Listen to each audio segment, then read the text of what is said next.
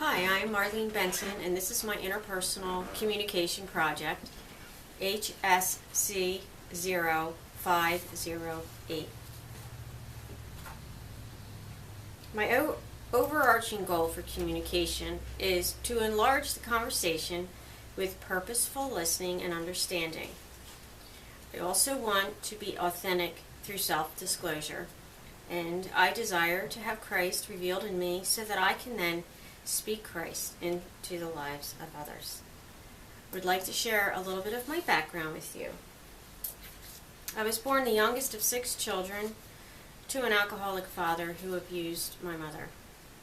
By 1 year old, I was put in foster care along with my sisters and brother, and at age 6, moved to the children's home with my sisters. My brother stayed in a separate foster care. Highlight of my teen years is youth group. Did a lot of youth group activities, basically to get out of the environment of home, and that is where I met my husband. I graduated college in 1985, and that's the same year that I married Mel, my husband. We have a daughter, and we have a son.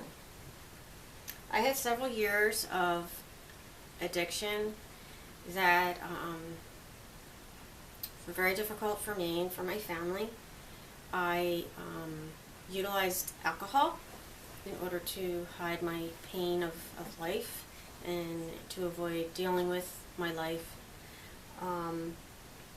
I went into recovery and have had victory for the last 10 years.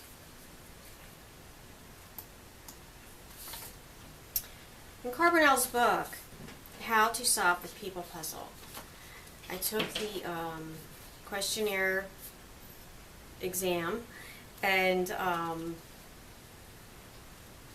want to explain to you my DISC behavioral blend. SC is what people expect of me. ISC is what I am. It is who I am. And I'm inspiring, influencing, inducing, along with all of these other things, the compliance and calculating and submissive. I'm passive. I have strong people skills. I enjoy complex problems. I prefer peace and harmony, things like that. What was stressed the most that I liked is that I'm a people person. Also, Queendom.com gave us a interpersonal communication skills test on which I scored 68%, so it's fairly well, but I have some improvement, and it did indicate that I have the ability to place myself in other people's shoes, and I am sensitive to what other people are thinking. And an area that I need to work on, though, is that I tend to pay attention to my message when I'm talking instead of actually looking at the cues from the person that I'm speaking to and noticing how they are receiving my message. In Stewart's book, Bridges Not Walls, he defines interpersonal communication as an ongoing process. It begins at our birth and continues to our death. It contains many elements making communication complex. These include facial expression, tone of voice, our word choices, social roles, history, and many other things. Collaborative communication indicates that there are two parties working together to make meaning. Making meaning together or enlarging the conversation. That includes inhaling and exhaling. Inhaling is receiving information in, perceiving what is being heard and said, and then listening. Exhaling is to give out and occurs during openness and self-disclosure. And self-disclosure is very important in enlarging the conversation. It increases self-awareness. We're able to receive feedback and clarification for problem solving. It's a freeing experience because we are able to release emotions and get to kind of the guts of a problem. I read an article by Patricia Reynolds Mead, the #1 communication tool, learning how to listen to enlarge your conversation. And she writes, there is a back and forth of continual emergence of new information. It is communication that fosters connection, trust, intimacy, and respect. And we saw this brought forth in the Fireproof movie at the end when the different characters in play were disclosing to each other and seeking forgiveness.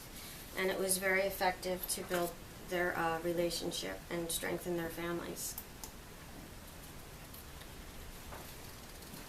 Burley-Allen in her book Listening writes, people tend to duplicate throughout their lives the relationship patterns they've experienced in their early years. Effective listening patterns as well as non-listening patterns can become habitual. Undesirable patterns can be changed, although it requires a continual awareness and practice. So I am, some of my barriers, the one that stands out the most is the red flag words, should and always, were used frequently in my upbringing in the Christian legalistic environment. So when I hear them spoken to me in conversation, they trigger my mind, and my mind then goes in and out of listening when that occurs. Some of the solutions are listed here for my barriers. Hold my advice in listening. I tend to give too much advice when I listen to somebody. I need to apply mindful listening, and actually paraphrasing is something that I've enjoyed trying and finding it very successful. Noises can interfere quite a bit with communication. Internal noises are thoughts and that we have while we're listening to someone. They could be positive or negative, and it takes effort to try to figure out where they are coming from. External noises are those things such as a loud noise, a smell, room temp. I would make an effort to plan a meeting place ahead of time that would be subduing and quiet. Diane Schilling wrote an article called 10 Steps of Effective Listening, and in that she makes the statement, mentally screen out your distractions.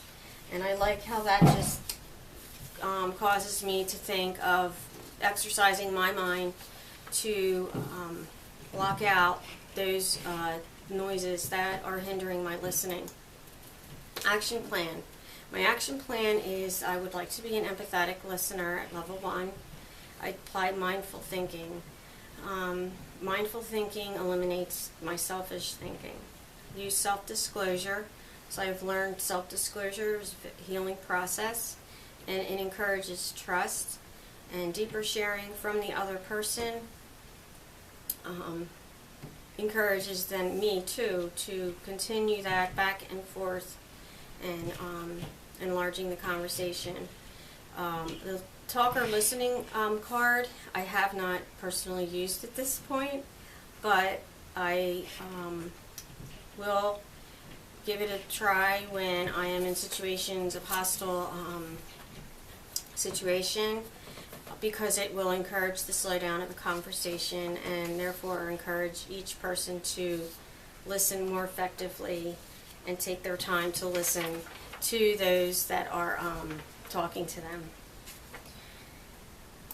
A scripture of encouragement that I enjoy reading and points me to thinking of others is, do nothing from selfish or empty conceit, but with humility of mind, let each of you regard one another as more important than himself. Philippians 2:3. And I'd like to think on this frequently as I make an effort to reach for my overarching goal of enlarging the conversation. Thank you.